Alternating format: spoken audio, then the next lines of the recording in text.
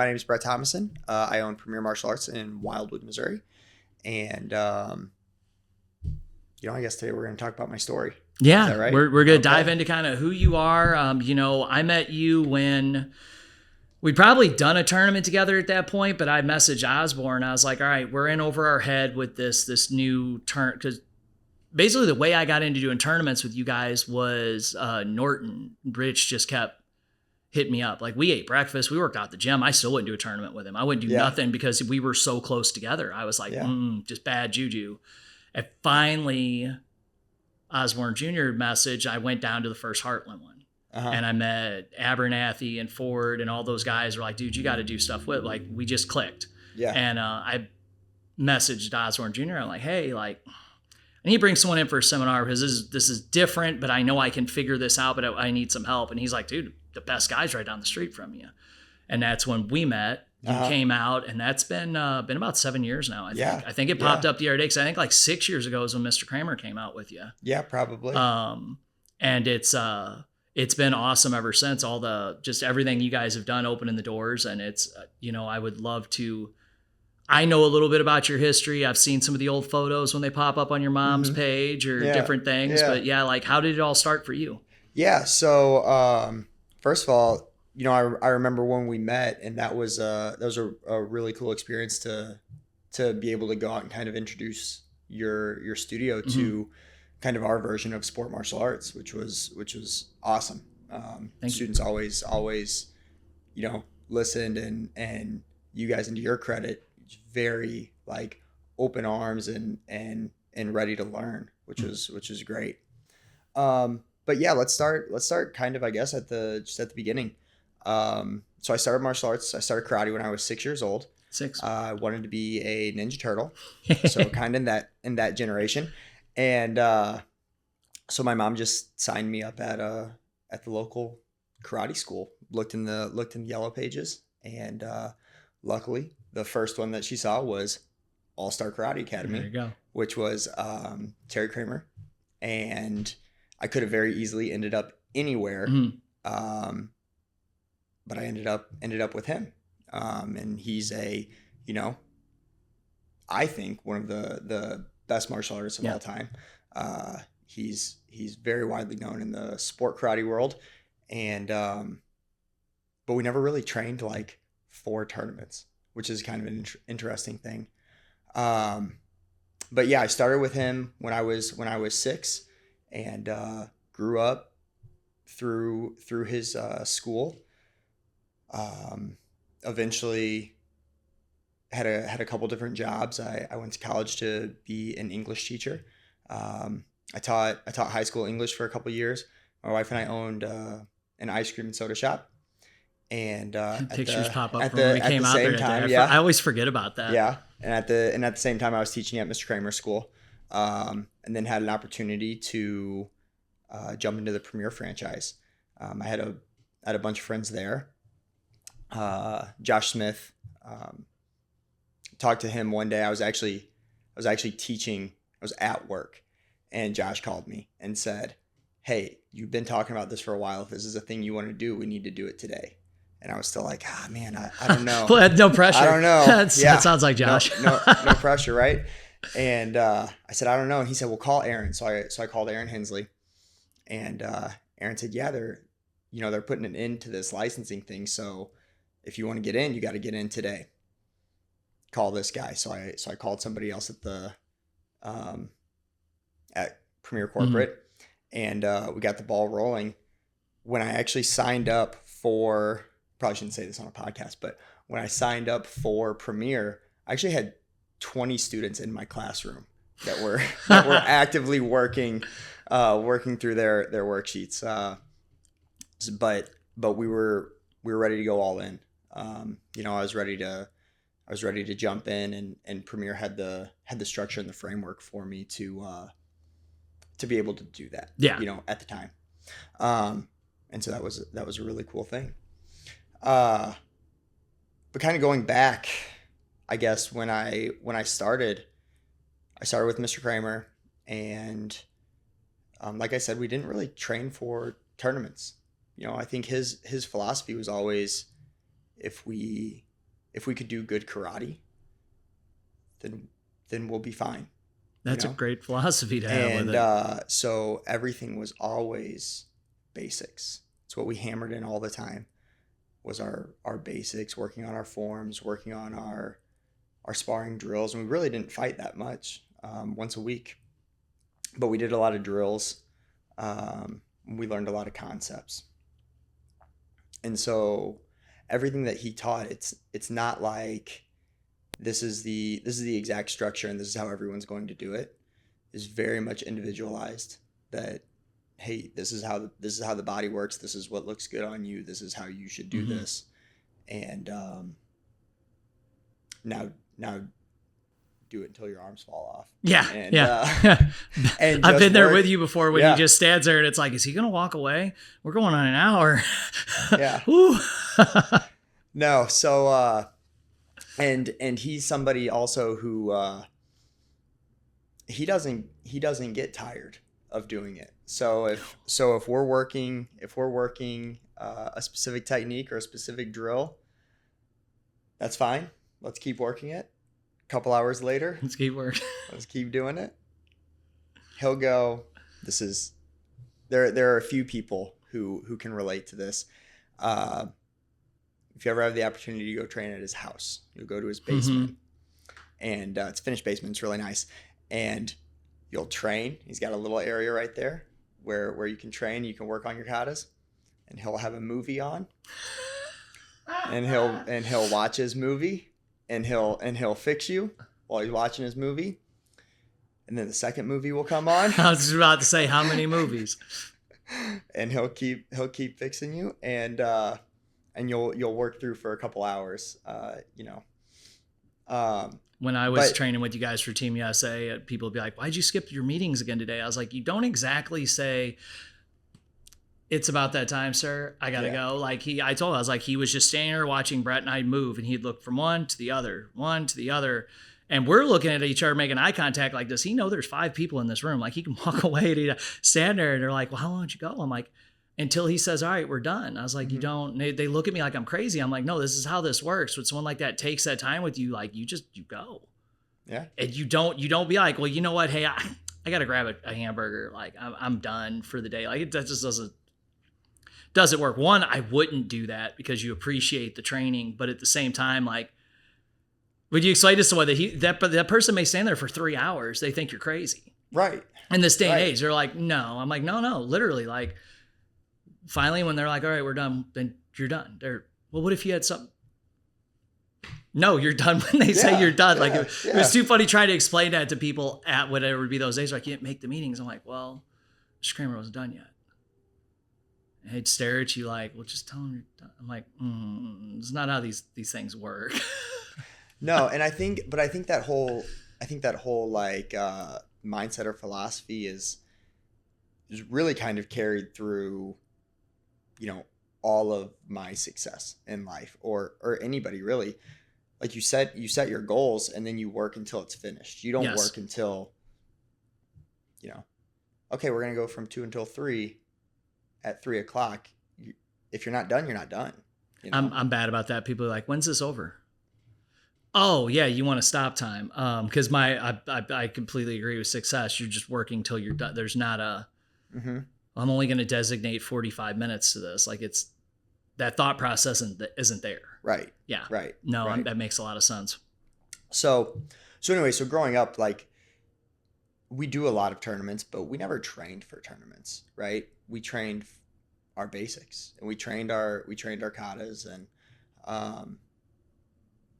then we would go out and compete. And I still now, like, when my students ask about it, like, when are we going to train for this tournament?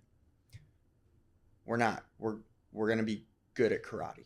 Like, if that's what we're going to do, we're going to be good at karate. Then if we want to talk a little bit about a tournament, we want to talk a little bit about, hey, let's set this goal, or let's do that. We can do that. We can work towards something, but we're not only focusing on one kata. Mm-hmm. We're not only focusing on one fight, And that's another thing that we don't do is we don't set goals like we're going to win this specific tournament, or we're going to win this specific thing. It's always good to have those goals, and it's nice to accomplish those things, but we want to be good everywhere. Mm-hmm.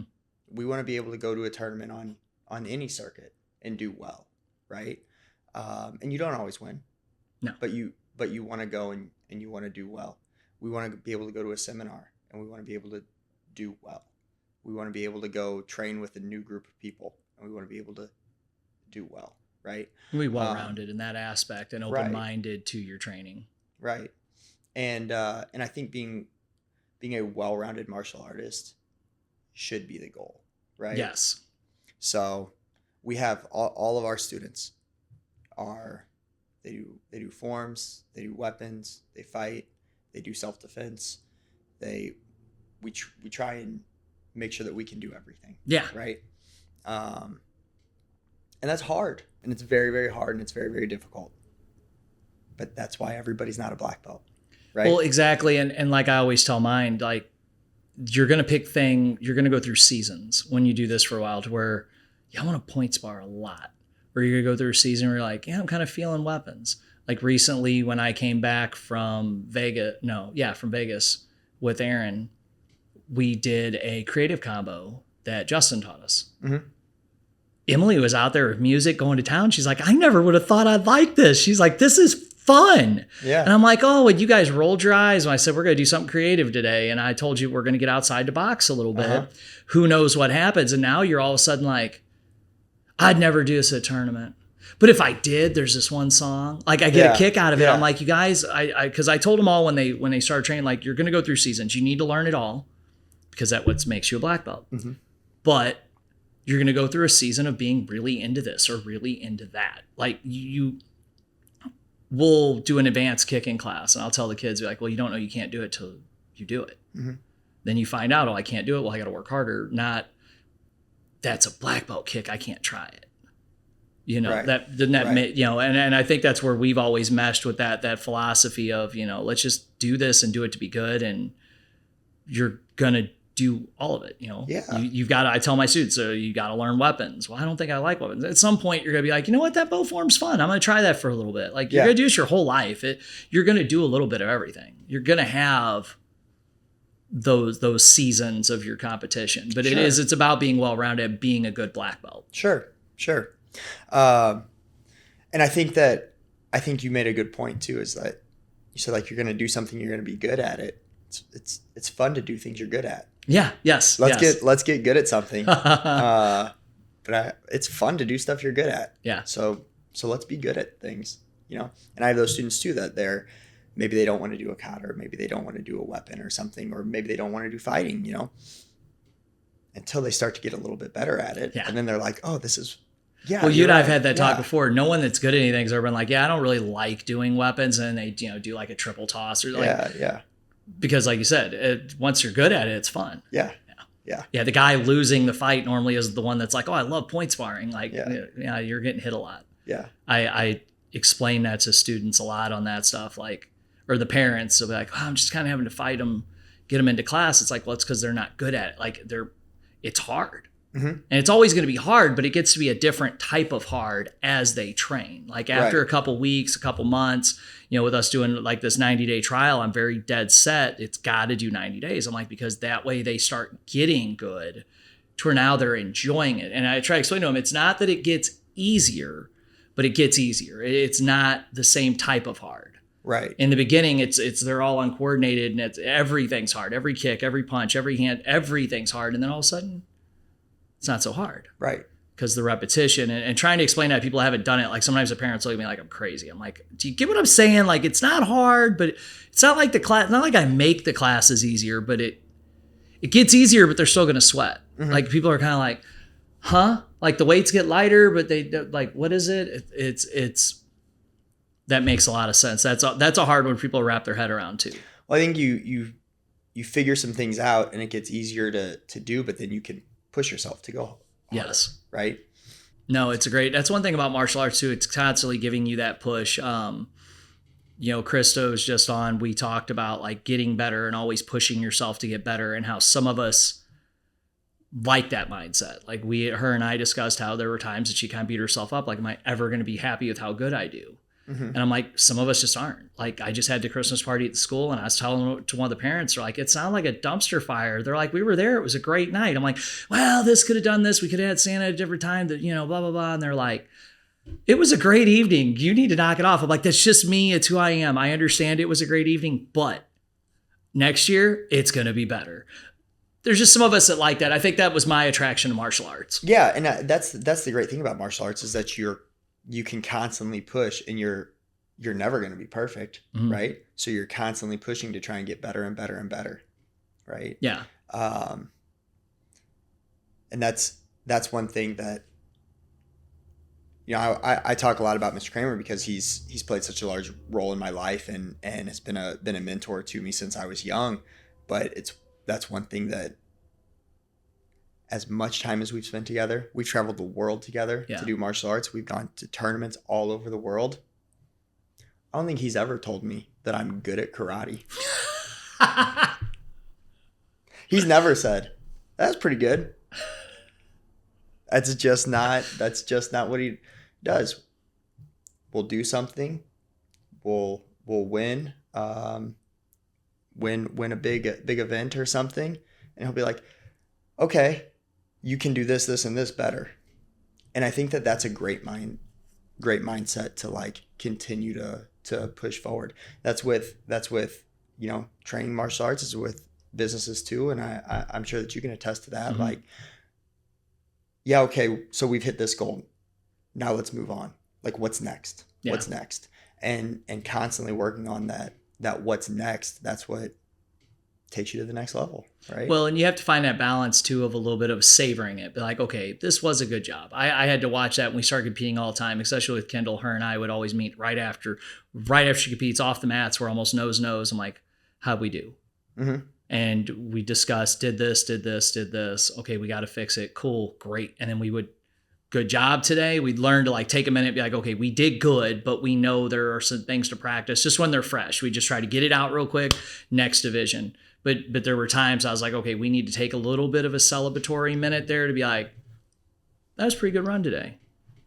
Maybe you didn't place first, but it was a good run. I felt like it was a good run. We've all had those times where we competed. We're like, that felt pretty good. And maybe the scorecards don't show it to where we think we felt we were at or how it felt, but you got to take a minute to understand it. And I think that with a lot of us with martial arts, it's okay, this tournament's over, next tournament, or we did this, man, my foot moved here, my toe, there's been times you've come off the mats, I'm like, well, you look grumpy for, and you're like, I stumbled. Shoot, I didn't see it. That was pretty cool. You just don't, we feel and catch things that others don't. It's taking that minute too, to understand it too. And because that's something I personally have to work at.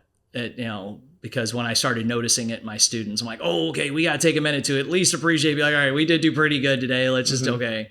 Instead of being like, all right, well, we're going to get back to the drawing board. Like, let's take 5 seconds, be like, okay, now back. Yeah. You take and you celebrate those wins, and you feel good about it. And the win doesn't always mean, like you said, it's not always the scorecard. Yeah. Right. So it's not always the scorecard. It's not always the first place. Like, did you do good? Did you do well? Did you win and not do well? Yeah. Like so I've been in that position before where I'm like, oh, this was not a good performance. This was not a good fight. This was not, but I won, but I'm not happy with how I performed or how I did. Yeah. And I've been on the other side. Man, I did great. That was really good. I did everything that I've been working on, and you come up with scores that are just different. And that's okay. That's one thing that we always try and do is that's why I don't put a lot of pressure on a single event. Yeah. A single event, a single tournament.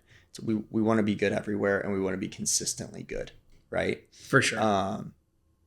Because you never know, you might just have a judge who sees things a little bit differently, or you might go against somebody who's really, really good. Yeah. Maybe I'll go up and I will do the absolute best that I can do, and that's great. And maybe there's somebody better. Yeah. you know? Yeah. And there's always going to be somebody that's a little bit better. Somebody that's worked a little bit harder, something. It's going to happen. You can train, and then walk in. You're like, who changed your circuit this week? Or who moved, age groups change, whatever, like different things. Something's going to happen. And learning to understand that you're there, keeping that mindset of you're competing against yourself. You're trying to do better than you did yesterday is what I think helps. And what I think makes a lot of your people successful and my people successful is that we're teaching that mindset of we're going to put in the work, but at the end of the day, we know we've got to do better than we did yesterday. Yes, sir. Yeah. And focusing on that and being able to work together with them on that is a mentality that I think people forget sometimes. But when you're teaching kids and you're working with them, it's important to pour that into them, that they're doing better than they did yesterday. You can't look around the class at the other kids. You never, and like you said, it like Mr. Kramer taught you what fits body types. When I'm teaching forms with some of these people, they don't get it that this kid's going to do it differently. And this one, look at the leg. Like I'll have them come over and stand next to each other sometimes. So like, look at the size difference in your legs. You guys can't make that the same way. Right. We've got to adjust it for you to you. And I didn't realize that until I started working with you when you were working with me one-on-one and breaking stuff down, like how you would watch what I do. You'd be like, okay, why do you do that? All right, let's try this. This might look better on you. That's why I started realizing like, wow, it is really different for everyone. Like when you're working with people one-on-one, especially like when we started getting ready for, I think it was Canada, I had to tell the girls, I'm like, you guys are all running the same form, but we are not doing the same. Like I may tell you to do this. Don't be like, oh, you said you, like I explained that to Emily and Kendall. Kendall's very prissy. They call her prissy. You're going to kill me for that one. Whereas Emily's more of a brute. So she does things differently. I wish she would go train with Mr. Kramer on sparring. Yeah. Defensively, like he'll work with us on. I think that would fit her so well because she's so strong. Yeah. And I've told her that. I'm like, you would fit that strong, that because she's just not as fast as some of the other kids, and she's not going to be with her build. So now let's take a different. But it's so different with people. And that's where the talent comes in as a martial arts instructor too. You've got a ton of students. It's knowing that when working with them. Right. And it's so easy. You've been there, you're teaching a class and you've got a school full of people and you're trying to teach something to the masses, but then you've got to kind of make little micro adjustments to make everybody the best that they can be. Yeah. You know? That's why I think I'm a huge proponent of private lessons and private classes, because you can really dive into that one-on-one, like this is exactly what you need. Yeah. And that's something that has helped me a ton.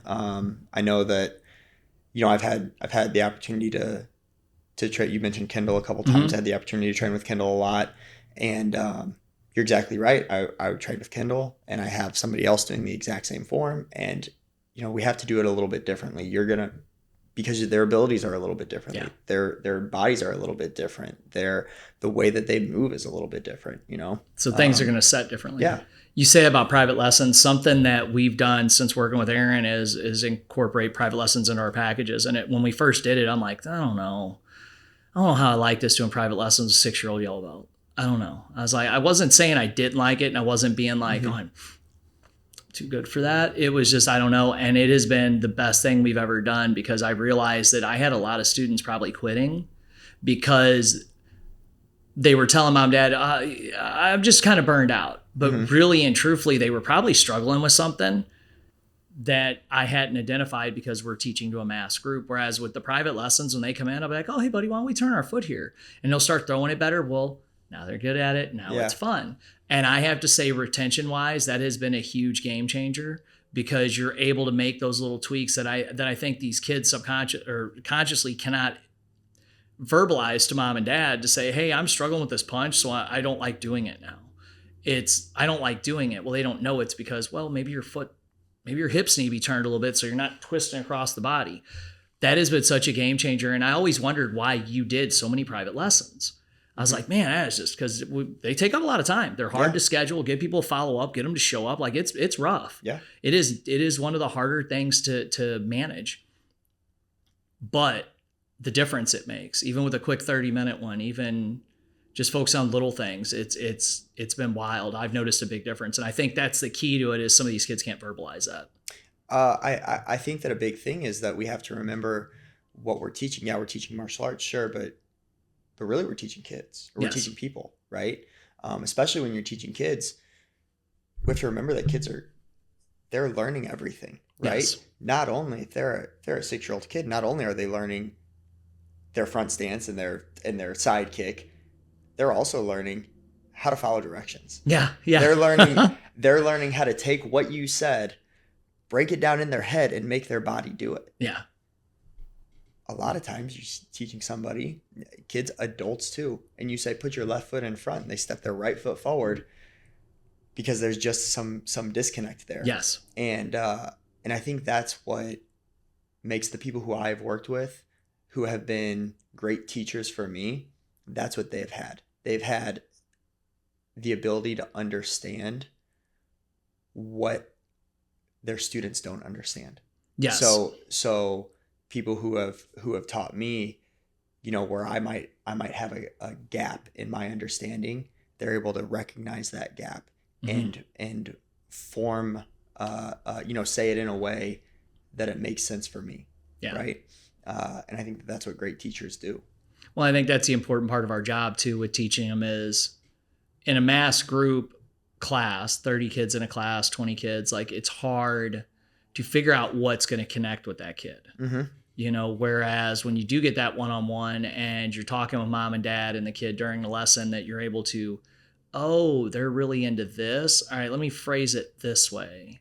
Or let me phrase it that way, that then they go, oh, that clicks, makes that difference. And that's what a good teacher is supposed to do. And I've had that opportunity before that, I was going to say problem, but it's an opportunity. I've had that opportunity before where kids say that they're burnt out, and I'll hit the parents with, we need to schedule some more lessons. They're like, no, they want to take a break. They don't need a break. No.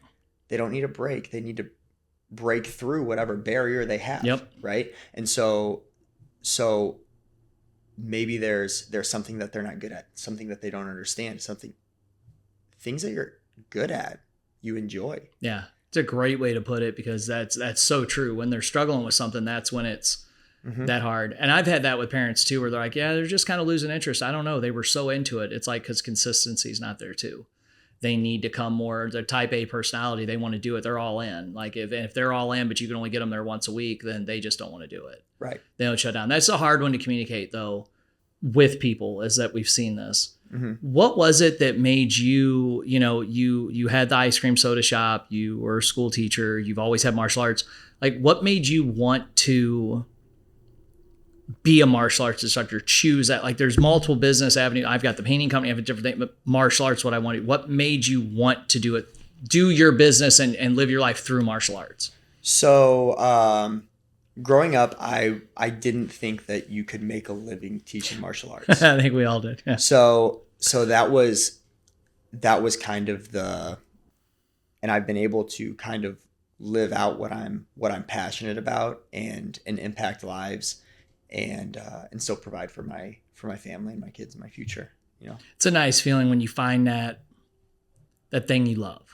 That place where you're meant to be. And I think I suffered from the same thing. I can't make money at this. I tried, it didn't work. So then I started a painting company, started doing that, and realized that with the right guidance and stuff, I can do it. And it's great when you go and do what you love, because I think a lot of people, they'll say, oh, I'm burned out, I'm tired, I'm this, I'm that. I can tell you right now, I'm never that on the mats. I'm never that at the school. Like there's times you physically get tired, but it's not the same as like punching a clock at a 9-to-5 job you don't like. I will say that, sometimes we get burned out, and I get burned out sometimes. Sometimes we'll have somebody, especially some of our younger, our leadership team or something like that. They're there a lot, and they'll come in and they'll say, I'm burned out. I don't want to be here. Do you think I always want to be here? Yeah. I don't always want to be here. I can recognize that I have the absolute best job in the world. Some of my younger staff members who have come on and we've hired, they've never had another job. Yeah, they don't. And so they don't always recognize, oh, this is actually the best job in the world. I get to hang out with kids who love me and want to be here and be around me. Yes. I get to do something that I enjoy and am passionate about. I get to positively impact people and really change lives. I mean, you can think back to your instructors. Yep. I've already talked about Mr. Kramer a lot tonight. Martial arts instructors change lives. Yes. You know, I'm still friends through social media with parents of students who I taught 10 or 15 years ago, and I still get messages from them updating me on what the kids are doing and what they're doing in their lives. And yeah, okay, maybe we made it to a purple belt or a green belt. But we took those skills, that drive, that determination, that those lessons that we learned from doing tournaments, those lessons that we learned from, hey, remember when you made them get up and teach class, and they were so scared to talk in front of anybody, and now they're in the corporate world and they lead presentations for their company. You know, that's a really cool feeling, and it's a cool thing. Everybody won't be a martial artist forever, right? We get kids who come in, everybody's not going to be a lifelong martial artist, but hopefully the skills that they learn kind of translate into whatever they go into.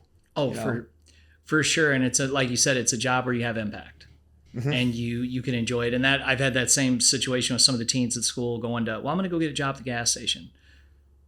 Why don't we talk about you being here more? You know, we've got the oh, no, I got to do this, because it's something that's kind of like hardwired. We know, because we've had other jobs, that's going to suck, and I would much rather be here every night. You know, I'd rather do 20 hours of private lessons and go punch a clock somewhere else. They don't have that experience yet. And I've had to do that with a couple of them where I've had to step back and say, okay, good luck. Enjoy your job. And we know how that is. Yeah. I've told parents before, I'm like, hey, when they come home and they got sauce packets all over them and they look like just utter chaos, text me. I'll send them that job offer again and be like, hey, how you feeling today? Oh, you want to come in and help with class on Thursday? Yeah, I'd love that. But it is, like you said, we have such a blessed path to where you're there. Those kids come in the door, and like, even on those nights when you're like, man, I don't know. And they come bursting through the door with a story about school or whatever it is. And I got, you got them too. We got some of the wild ones. They'll come in with some wild off the wall stuff. You get to giggling. And like last night, for example, our middle of the night, our 5 to 7-year-old class, we were about 15 minutes from the end of class. I was like, all right, guys, we got to negotiate, because I want to finish this class, but you guys are making it really hard on me, because winter break is starting, brains are there. Because I even looked at the parents and went, how much sugar did you give them? I thought we were cool. I thought you guys liked me, and they're spinning circles and giggling. So we like had a negotiation point, and I was laughing silly because they didn't want to kick. They didn't want to punch. They were ready for Christmas break. And I'm like, I'm trying to beat this form into everybody for a minute. And I'm like, all right, let's negotiate. You guys want to kick the heavy bag? Yeah. I was like, all right, you help me get 4 more minutes in this class. I'm going to let you guys kick the heavy bag, because we just had a rough night. But I wasn't mad. I wasn't stressed. I was just giggling because I caught myself up there teaching going, we're going to do this form no matter what. No, there was 15 of them. I was going to, somebody was losing and they were winning by numbers. Yeah. Because they were hilarious, because they're just ready for Christmas. Sure. Christmas break's here. They're playing games all day at school, eating how many pounds of sugar, I don't know, but there was a lot of it by last night's class. But you got that. You got to have that rewarding. I had 2 kids come up and hug me. That's their last night. They're going to take a break till spring. You can't have a bad night with that. Right. But you don't get that reward. You don't get that feeling at other jobs. Right. We had, just to help you out, we had the exact same thing last night. We had just that time of the year. I sat my kids down. I said, listen, raise your hand if you had a good day at school today. Who had a Christmas party? Who ate candy canes? Who went on? I know one of the schools went on field trips. Who went on a field trip? And I said, playtime's over. You guys got to be warriors. And I started yelling at them, and they're like, yes, sir. Yes, sir. And we all got our sparring gear on, and they all fought. And we keep coming back to this. You like things that you're good at. Yeah. I gave them 3 techniques that they could do in sparring. We lined everybody up on either side, and I'm just calling them out, and they're fighting for, 8 to 12 seconds against a partner, and they're running back and they're coming out. And so they've got to fight fast. They've got to be quick. They've got to be fit. And at the end of class, everybody's sweaty. Yeah. Everybody's tired. and everybody had fun. I was like, was that a good class? And they're like, yes, sir. Yeah. It was good. And That's great. I keep telling them that we have to be warriors. That, Yeah. you know, my 5 and 6 year old yellow belts, I tell them that they always have to act like black belts. And so I told them, we're done. You're done acting like a 5-year-old. You're done acting like a 6-year-old. You got a BA. And they all yell, warrior. That's awesome. We've been doing that with champion. What are you going to be? And they have to yell back champions. Yeah. And we talk about, like, we break it down, and I'll use the older girls as an example. I'll be like, when they were training for worlds, they trained like world champions. Our fingers are tight. Our hands are at our side. Mm-hmm. What are you guys training to be? We're trained champions. They get all pumped. Yeah. That's great. I love that. That's what's so cool about what we're able to do. And that's really the place you have to come from with it and realize that you're making that impact.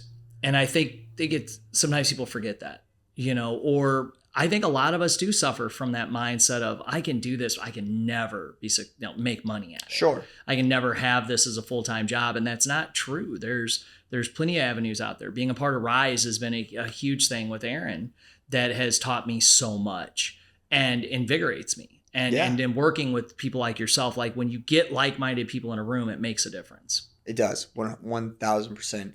You get the right coaching, just like in martial arts. You get those private lessons. Yep. But you get the right coaching. You get around the right people with the right attitude, and you collaborate. You work together. Yes. And I mean, we do it all the time. Yeah. I call you. I say, hey, what are you doing? You call me. You'll say, hey, Same does this sound good? Do you think this will work? And I think what's the cliche? Rising tide raises all ships. Yeah. Like let's all be great. Yeah. Because I know that if you have a successful school and if you have good students, I mean that helps the world. It doesn't help. It doesn't just help me. Yeah. It doesn't just help. It helps the world. The more kids that we can impact positively, the more kids that we can set on the right path. You know, that's what we need in life. That more people need to realize that it's that impact that you want and making a difference. Yeah. At the end of the day, it's not looking at that bank account going, this many dollars were made today. It's when that little kid comes in and tells you about their day or something they did at school, or the parents message you and say, hey, you know, we've been struggling with X, Y, and Z, but because of what you guys have been doing in class, we've moved. Like, you have that parent that's emotionally touched by that. That's the stuff that you're like, when you lay your head on the pillow at night, it feels good. Right. Making that impact or seeing them grow up. And that was a change I had to make. Like, as martial arts, when I start out, I want to have the best students. I want the best fighters. I want the best kickers. I want the best this. And then realizing that's not the goal. Mm-hmm. And that's not really what I wanted. That was, you know, you see the karate movies and there's, you know, the 20 people and every side kicks up, you know, everything. Yeah. You see that stuff as a kid. It does affect you. Yeah. And in realizing that's not really what it's about. Yeah. I think we push everybody to that. We push everybody to be that. Yes. We're teaching martial arts. We're pushing everybody to be the best martial artists they can be, to be the best, to be the greatest. Like you said it yourself, they're training to be a champion, right? But what else are we training for? Right. So what else are we training for? We're also training to be great people. We're training to be great leaders. We're training to be great members of society, great family members, great brothers, sisters, friends. That's what we're training for. Yeah. Right? That's something I actually say to the classes. I'll tell them, like, you see this logo? That's Master Matt kicking. Like, you're representing me everywhere you're at. Like, we talk about it too. And I think sometimes the kids are like, oh, okay. It's not just I got to be a champion here, but it's having that and expressing that. And it's something that not everybody gets that opportunity to do. Right. That's great that we get to do that. Right.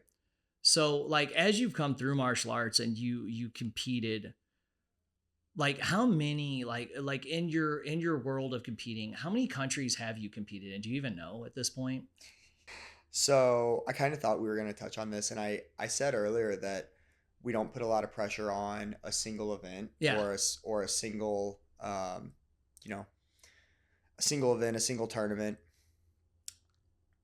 I could sit down and count probably, but I'd probably miss. You probably miss some. You've had a long career. I have no idea how many world championships I've won. Yeah. How many? You knew I was going there next. Yeah. I have no idea how many places I've had people been, ask me many, before, and I'm like, how Brett's many never things said. I've won. I don't know. Yeah. It's so funny. You can talk to some people and they go, I remember in this year I fought this person and the score was this and I did this. We're on to the next. Yeah. We're on to the next one. I won this past year at Diamond Nationals. I won the 30 and over men's diamond ring, and that was a huge win for me. That's awesome. It's something that I saw Mr. Kramer win that ring when I was young, and cool. he wore it and had it, and it's something that we've always known about. And it's something that, has always been kind of a pinnacle. But I went up to the tournament and it's always a thought that, okay, I'm going and I'm winning, but it was one division at a time. Right. So I won in, forms and so I won my weapons forms division and I took it one division at a time. Yeah. One division at a time, one form at a time. It makes sense why you posted about it too, because you normally don't post about it and you put up a picture of that one. Yeah. And that makes sense because if you see, that's cool. If you see Mr. Kramer win it, that's a neat one. Yeah. That's cool. Congrats. That's cool. Thank you. But yeah, as far as if we go to, a world championship with whatever organization, we go and we'll train some for it. And we're really focused on those basics. Right. Yeah. But we'll train for it. We'll get excited for it. We'll go out and do our best. And sometimes we win, sometimes we don't. And then we're on to the next one. Yeah. Right. Well, I try to explain to students that too about the basics. And I've had this talk with several classes. I'll be like, I'll let you guys in on a secret. I was like, when I started training with, Sensei Brett, Sensei Kramer, we were getting ready for Worlds. We're going over to Brett's school and training during the day. I was like, you want to know what we practiced? They'd be like, what? I'd be like, Mr. Kramer had us practice how to do a punch. And he would adjust our face block by an inch. You guys did face blocks? I'm like, we spent an entire day on how to bow. And they look at me like I'm crazy. I'm like, I'm telling you guys, when you guys think of like what all the high ranks do, because they see my 6th degree black belt and everything, they're like, oh, they must be like, they think we probably do some crazy stuff. I'm like, no, we learned we didn't actually know how to punch after 30 years of training. I was like, or that our face block was an inch too low. I was like, or maybe if we turn our foot like this, maybe this works. Maybe that, like, it's the basics. It always comes back to basics. So when I've had people say things like, oh, we're doing that again. It's like, yeah, and you're going to do it again and again and again and again and again. That's how you get better. And I wouldn't have believed it when I was a younger student. Mm-hmm. So I get it when they look at me like I'm crazy, but I'll pull them in. I'll get them all intrigued. Like, you know what we did? And I tell them, they're like, huh? I'm like, yeah, exciting, wasn't it? I was like, for hours. Huh? Yeah. I'm like, yeah. I explained to them the other night. I was running by everybody through something and they said something because I took a pause. And I'm like, well, I was double checking myself. Like, what do you mean? I was like, well, I'm learning while I teach too. I'm getting my repetition in too tonight. We were doing something. And I realized when I stepped out, I could feel my weight was on my heel. It shouldn't have been on my heel. So I took a pause and was kind of mentally assessing where I was. Cause if I'm doing it wrong, you guys are watching me. So I got to be aware of it. And they're like, training while you teach? I'm like, well, yeah, when else am I going to? You guys coming in to teach tonight so I line up in the back? Like, when do you think I'm practicing? Come on. We talk about that a lot. And it's hard to do when I don't know how many classes you do a night. It's hard to do when you're running 5 or 6 classes a night. Like, man, when am I going to train? And when I have new instructors who come in, they'll say, well, now I don't have time to train. No, you have 6 classes to train. Yeah. Do it. We'll have our leadership team come in and they just want to stand on the side. Yeah, no. We just nipped that in the butt last night. We had that talk too. Yeah, you've got to do it too. Because if you're going to be in here and be a leader, like, one of the best ways to be that leader is to lead by example. Yep. We just had a talk. I got down to do push-ups with kids. We were talking about ways to make your fists tough. Mm-hmm. I looked up and the 3 leaders were like, whoa. You guys broke? I'm twice your age and I got to do this 5 times tonight. I was like, you could do 10 push-ups with us. They were like, oh man. I'm like, guess what? In a week, You'll have done this every time you're in class. Your push-ups are going to be great. Yeah. I noticed the other day, I was like, I'm knocking out like 60 knuckle push-ups a night, if not more, with the classes plus my own workouts. I'm like, cool, I'll do it. Yeah. But I remember when I first started teaching like full time at my own school, my instructor had said at Kramer had said, when you get really good, you'll be able to train and teach at the same time. And I always thought that was just a hokey, didn't want to come in and work with me type crap. Yeah. And then later on realizing like I would analyze things, or you and I have had this talk before too, like we'll get on a kick with something ourselves. And next thing you know, the class is like, why are we doing a lot of sidekicks? You're like, I just been on a sidekick thing, or I've been on a point fighting thing, or I've been really into commas lately. Like I'm working on this. Yeah, I'm working on this, so we're working on this. Like, I hate to break it to you guys, I'm breaking it down. If I need to do it, y'all need to do it. I tell everybody that if I catch myself with a bad habit, I can't unsee it from the rest of you. I'll realize like, oh my gosh, they're all doing it. Okay, so if I'm fixing it, you're fixing it. So, what are your big plans as we kind of get to the end here with? It's weird to even ask this. I always ask this people that are in business, but I know with like us, it's just a lifetime thing. But like, do you have plans like to continue to grow, or anything you can speak of? My plans for next year, actually, I have 2025. I have a lot of big plans. Yeah. So continuing to work on the business, continuing to just make our classes better. I've put some people in place in the karate school, and I've been able to take a step back a little and spend some more time with my kids and my family. And, cool. And that's exactly what I want to do is to spend more time with my kids and my wife. Yeah. I got to send you a podcast on that too. I had someone send me a podcast of a guy that did a salad dressing company. Yeah. And he lost it at 70 million in gross. It was one of the first like clean ones. And he talks on this podcast about, it was the best thing that happened to him because now he's successful again. He's wrote a book called Undrop. I'm getting ready to dive into the book. But he talks about very similar. That's where I've been kind of my thing too, spending more time with the family, doing more with the wife and the kids. And he dives, I need to send that to you because my pastor sent it to me and I listened to it. I'm like, oh dude, this is right where I'm at for next year. Yeah. You'll really enjoy it. But the dude's the same thing, wanting to build that business, but still maintain that family and that part of the life. So continuing to grow the business, but I've been kind of bogged down in the business side of things at the studio.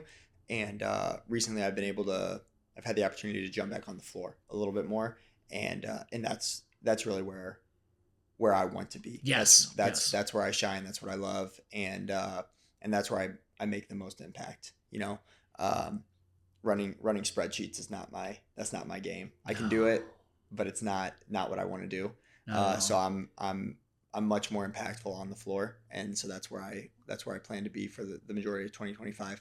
My first talk with Aaron, he's like, "Where do you see yourself?" I was like, "I want to be teaching. I want to be the guy on the floor. I don't mind talking to parents and doing the sales more, like talking about programs, but I want to be out there teaching every night. I've done the whole have my instructors help do more, and I was behind a desk more. It's not where I want to be. Yeah, I want to be that dude at 70 years old that's still out there teaching, grind, and teaching those classes. I completely agree with you. I feel that because that's how I feel about it too. That's where I like it. I want to be out there kicking with the kids. Yeah, I'm still a Ninja Turtle. So that's it. So tournament wise, I've had this in my head for a couple of years, and this year we're going to pull the trigger on it, and I'm starting a national competition team. So Team St. Louis, we're pulling some people from my school. Sweet. And actually we need to have a conversation because I want to pull a couple others from our area. Cool. And so when we travel, we can train together, we can travel together. That's an awesome idea. And work and kind of show what we've got going on here in our. Well, there's a lot of talent in this area. So there's a lot of talent right around us. So awesome. Yeah, so Team St. Louis starts this year, 2025. We're going to make our debut at AKA's up in Chicago. And then, we have a few local tournaments around St. Louis. But there's a small group of us that are going to travel the NASCA circuit as well. And kind of make some noise there and that's awesome. See what we can do. So you got big things coming, lots of things in the works, and it's been awesome watching over the past couple of years your growth with the school and like your growth personally with everything and how like I noticed a big change last year, just like where you're getting in, you're happy. like you're not that you weren't happy, but you could tell there's a difference because the school, everything's pumping, things are working, things are going, and seeing that growth and being able to see friends achieve that is great. That was why I stopped you at OMN. I was like, I want to talk to Aaron because I realized down there watching when Kendall got on stage, I was like, this is where I want to be. I want to be doing this all the time and being able to see different friends, see Josh's growth and everything over the last couple of years. It's inspiring. Yeah. Aaron has been instrumental. Kind of, I was with him with Premier, and then, when he exited Premier, a while later he started Rise, and I've been with Aaron for a while through Rise. And he's we click. Yeah. We click. He's a great coach. And he's been there. He's been there. Yes. And he knows what he's doing. And so that's been super, super, super helpful. I've been able to build my team up and the studio up to be less stressful. Yes. And that's been a great thing. I also have my son who, you can relate to this, but my son has started competing and has kind of gotten into it. And, that has been something that has opened some doors for me too. I spent a lot of years, a long time doing 35 tournaments a year. And we travel everywhere. Holy crap. That number, my brain was just doing the math on that. I'm like, wow, that's a lot. It's a lot, but that's the lifestyle that I know and I like and I enjoy. And, my son has started playing hockey, and so we've got some travel hockey tournaments as well. And my daughter's gonna start doing some things too. But some of my best memories are traveling to tournaments, and I've been fortunate enough to see to travel around the world doing this, and those are the opportunities and the memories that I want to create and the experiences I want to create with my family. And so last couple of years, I've been focused on the business. We had COVID where we just didn't have the opportunity to have tournaments. We had million discussion during that. Yes, that was a wild time. Yes. And so now we're ready to hit it hard again. That's cool. That's awesome. Well, I look forward to watching that. Now, if people listen to podcasts, want to contact you, find out about classes, private lessons, etc., how do they do that? So I actually have quite a few private lesson students who we train from all over the country, either in person at tournaments or on Zoom. And they can find me on Facebook, Instagram, just Brett Thomason, anywhere. Perfect. Awesome. Well, I appreciate you coming on. This was a great chat, and I look forward to having you back after this. Thank you, sir. Sweet.